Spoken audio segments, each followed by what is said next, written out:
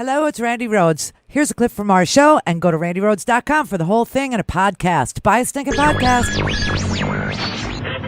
Mary had a little lamb. The fall. We believe that all men are created equal. To the magnificent mosaic that is America. From radio beacon to radio beacon. I have a dream today. Change has come to America. Believe me. Knock, knock. Who's there? It's a figment of your imagination. Randi Rhodes Show. Turn up your mind. Well, we have typically selected presidents who are not criminals. This time we may have missed the mark, and we've selected a president who seems to know no bounds. He violates the emoluments clauses. He enriches himself at the expense of American taxpayers. He takes money from foreign governments in order to benefit himself. He bends policy in the direction of those governments, whether it's Saudi Arabia or another country, to enhance his own wealth. And now we understand he may have been making some kind of deal with Ukraine, perhaps to get information of a negative kind about Joe Biden's son in exchange for aid to Ukraine. It's treachery, if not treason, and it's bribery, and it's unacceptable. Treachery, if not treason. That's Lawrence Tribe. He is a constitutional scholar. Harvard wrote the book that is used to teach constitutional law at Ivy League law schools and others. Lawrence Tribe. So, you got to be careful with the words. As I've always told you, treason happens in a time of war. He's calling it treachery. I'm saying Donald Trump is a traitor to this nation. For a guy whose, whole slogan is America first, he puts us last, as you know.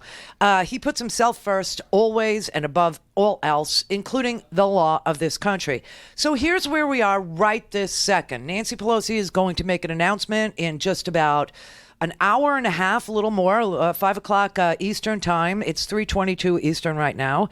The president has just put out a statement with regard to the phone call, which he has mischaracterized already. He said that the phone call was a beautiful phone call. He said that he's never asked for information about Biden. Now he says he did ask for information about Biden. Then he said he's entitled to ask for information about Biden. Then he said that it's really about corruption. He had to be sure that Ukraine wasn't corrupt, like, Saudi Arabia or China or Russia, which is the eighth most corrupt country on the planet, which is saying a lot. That's saying a lot when you consider places like Somalia and Yemen and Sudan, right? So they're the eighth most corrupt country, but he's not concerned about their corruption.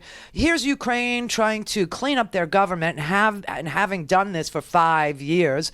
He's concerned about their corruption. Well, then that didn't fly. Everybody, like me, pointed out that is just plain bizarre. He loves Duterte. He loves Kim Jong-un. These are the most, oppressive, corrupt places on the freaking planet.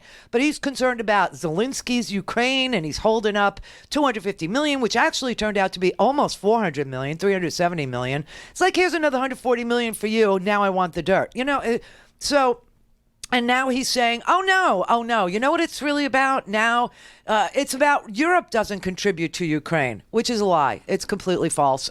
In the homework, there is a whole report from Ukraine and the European Union about all the money that they have contributed to Ukraine's small businesses, to Ukraine's big businesses, to Ukraine's infrastructure, to Ukraine. Yeah, they've given millions and millions. So that's a lie too.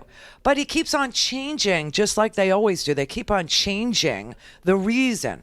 So now Trump has put this statement out. Now, I want you to be very, very clear about what this is and what this is not, okay? And we only go with what we got. So here's what we got. Quote, this is Donald Trump just moments ago.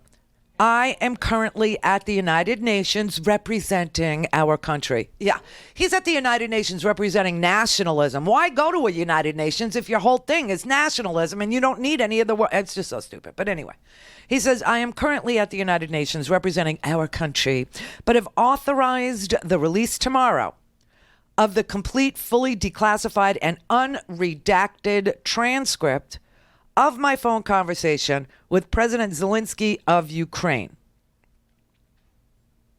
Okay. Where is the actual complaint that was filed by the Inspector General of the intelligence community and the whistleblower? See, that is what Congress is entitled to have by law. The law is like the tax law: shall furnish, shall give, shall produce, right? So it's the same big word, shall. It's not may, it's not will, it's shall. They have to within 7 days of the completion of their review of a whistleblower's complaint. All right. So we're not getting the complaint tomorrow. No. And the complaint, if we're getting accurate reporting, which I believe we are, is a tapestry of events. It is not just a phone call, right? It is a bunch of things that have happened, and I'll bet you anything, that bunch includes Rudy Giuliani's many visits to shake down Ukraine, to Paris, to Madrid, Pence's visit to Zelensky, Trump canceling Poland. See, now we know why Trump didn't go to Poland. Trump didn't go to Poland because Zelensky was supposed to be there, and Trump wasn't ready to give the money to Zelensky. And in fact, Trump only released the money after he found out that there was a whistleblower complaint that accused him of withholding this money. Same day that the complaint was filed was the same day that he released the money. You see, that's why timelines are so important. All right. So tomorrow we're going to get the transcript of a phone call, but we're not going to get the DNI report. We're not going to get the Inspector General's report, and we're not getting the whistleblower's actual complaint. This is required by law. Adam Schiff just tweeted, a couple of minutes ago, and he tells us, we have been informed by the Whistleblowers Council that their client would like to speak to our committee and has requested guidance from this Joe McGuire, the master thespian at DNI, from the acting DNI as to how to do so. We're in touch with counsel and look forward to the whistleblower's testimony as soon as this week. Okay, so we know we're going to get the acting DNI's testimony on Thursday.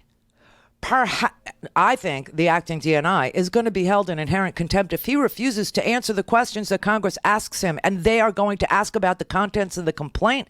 They're going to ask who directed him not to follow the law that said that they shall receive the complaint within 14 days, and those days are done, and they did not get the complaint.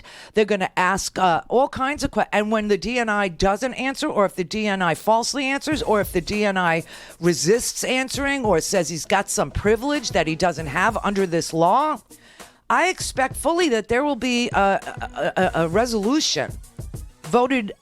I guess it's going to be ready. I would hope that Nadler has it ready at Judiciary to serve this DNI, this Joe McGuire, with an order of inherent contempt.